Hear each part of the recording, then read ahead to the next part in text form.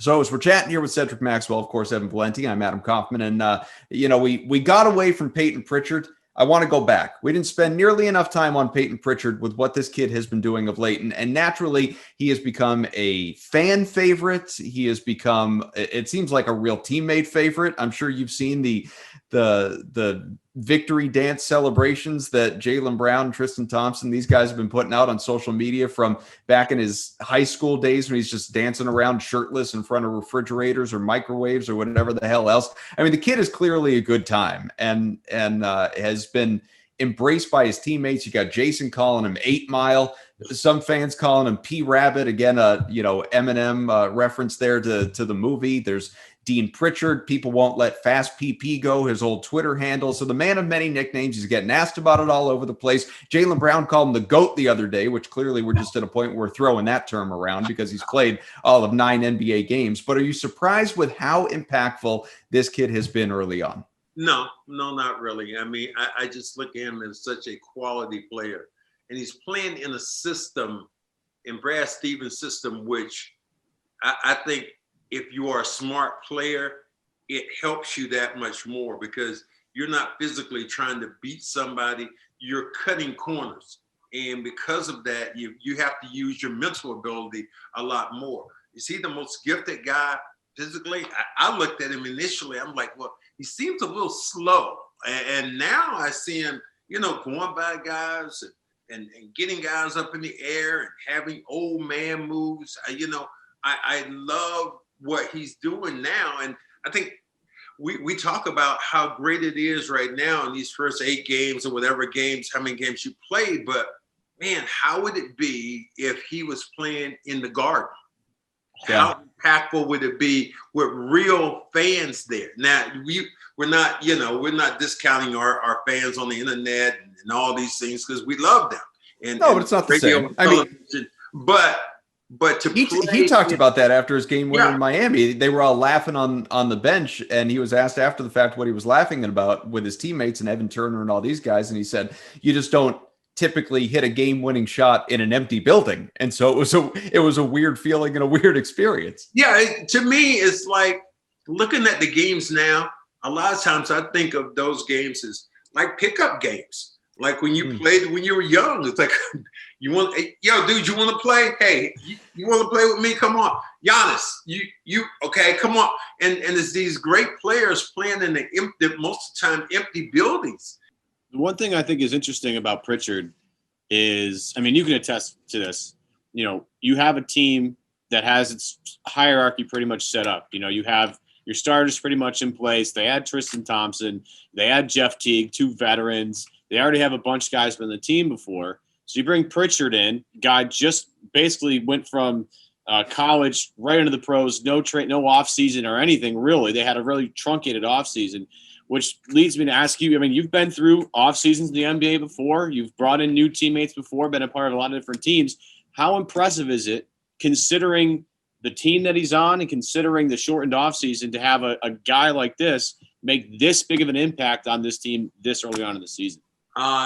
Very much so when you are a player taken lower in the draft. I think that's what is that impact there. You think of Rondo when he had a bad team for a while. Okay, he was taken low in the draft, but now you're talking about a team that is removed from almost the Eastern Conference Finals, or think about them winning the champ, automatically being a playoff team.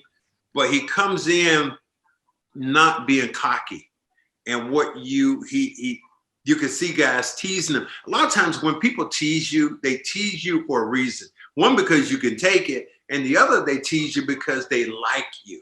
And there are a lot of times rookies come in, and I haven't been around Pritchard in that way, but he seems to be very, he knows his role. It's like, don't. I think it was the movie Shawshank, and the guy said, son, you're forgetting yourself. know your role. And it seems like he knows his role. He knows the veteran players. He knows, he's listening to Marcus. He's listening to the coaches. There doesn't seem to be the arrogance. Like, look, I got a lot to learn. This is early on.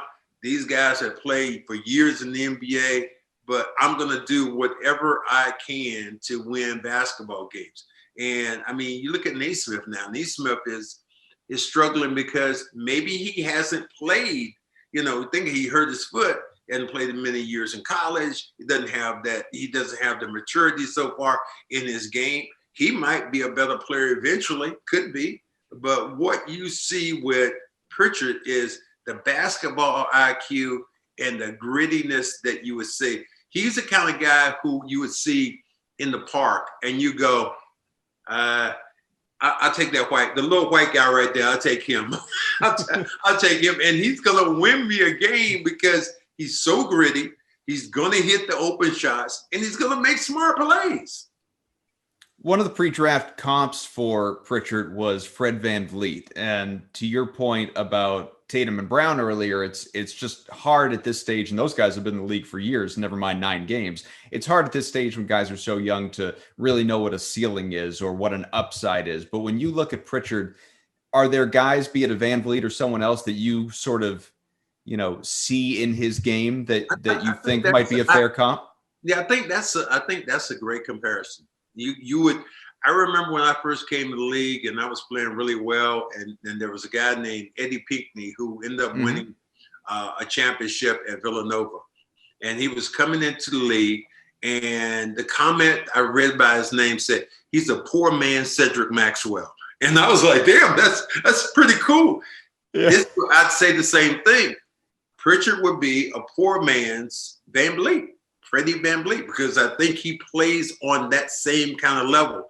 And if you said there's a ceiling you could get to, VanVleet is smart. He knocks down shots. He's heady. He's in the right place. I think Pritchard could only aspire to be Freddie VanVleet, and I think that would be a good call. We left out the most important part. He's an NBA champion. Wow. Yeah. And he's collecting $20 million, so he did all right. Yeah. No, pretty good for an undrafted kid. That's the most important part right there. Yeah. You can keep the ring. You give me the $20 million. I'm good. Yeah.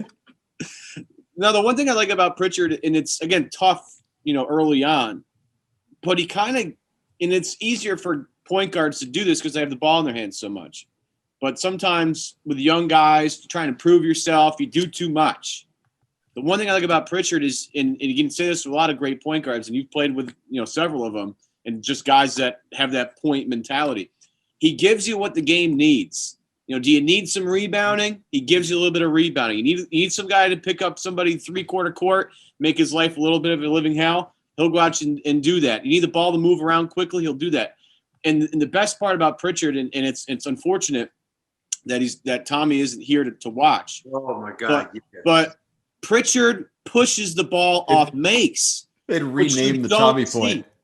And he you see it right away. He's like, give me the ball. We're pushing it up. And he's the first guy up the floor. And that particular type of play is contagious when you're like, you don't want to be the guy slacking back and hanging around while the ball's already up, at the 3-point line. No, you got to get up there and join him and get the play rolling. That's the one thing. Pritchard gives you what the game needs. And for a guy who's got 9 games into his NBA career, that's really impressive.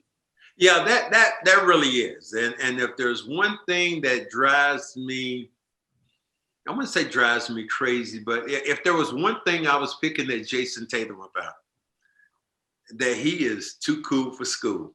He is just gets in, he gets it, puts it on the floor, brings it down, like there's not a care in the world.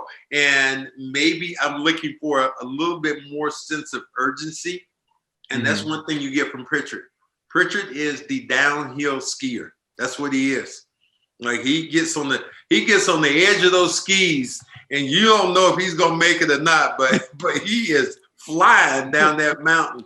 And that's where he, that sense of danger, that sense of belonging. That's what I get when I see Pritchard in the way he plays.